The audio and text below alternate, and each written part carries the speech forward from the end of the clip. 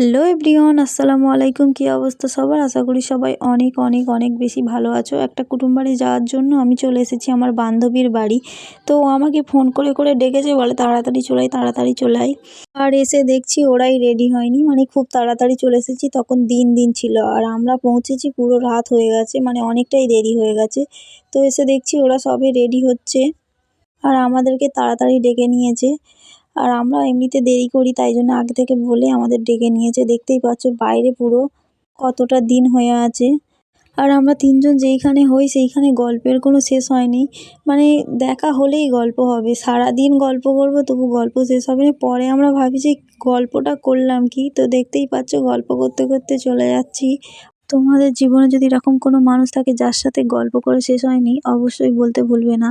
আমার মনে হয় এরকম মানুষ সবার জীবনে একটা করে থাকে যার সাথে গল্পই শেষ হয় না। তো যাই হোক, সঙ্গে সঙ্গে টোটো পেয়ে গিয়েছিলাম আর টোটো থেকে নেমে তারপর অটো ধরতে হতো, মানে এখান থেকে যেতে দুটো গাড়ি নিতে হতো।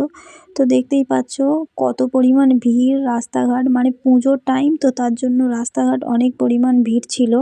আর আমরা তিনজন বসেছিলাম অটোর পিছনে, আর সামনে বসেছিল পিসি।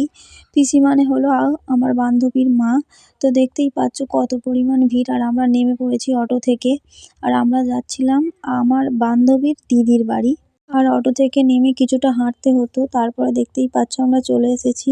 আর আমরা পৌঁছেছিলাম প্রায় 7:30টার মতো বাজে, এরকম টাইমে পৌঁছেছিলাম। তো তারপরে ভিতরে গিয়ে বসলাম, বসে আমরা গল্প করছিলাম। আর এর আগে তো আফরোজা অনেকবার গেছে, তো ওদের বাড়ি যেই ছোট ছোট বাচ্চাগুলো তারা চিনতো। তো তারপর আফরোজার কাছে চলে এলো ওরা, মানে খেলা করছিল আফরোজার সাথে। তারপর আমাদের মাজা দিয়ে গেল, মাজাটা খেয়ে নিয়ে আমি আর কোনো ভিডিও করিনি, একেবারে চেঞ্জ করে তারপর ভিডিও করেছিলাম। তো তখন প্রায় বেজে গিয়েছিল 10:30টার মতো। আর এইগুলো কি দেখাচ্ছে, এগুলো হলো আমার বান্ধবী বানিয়েছে তাই দেখাচ্ছি, মানে এর আগের বারে যখন এসেছিল তখন এগুলো বানিয়েছিল।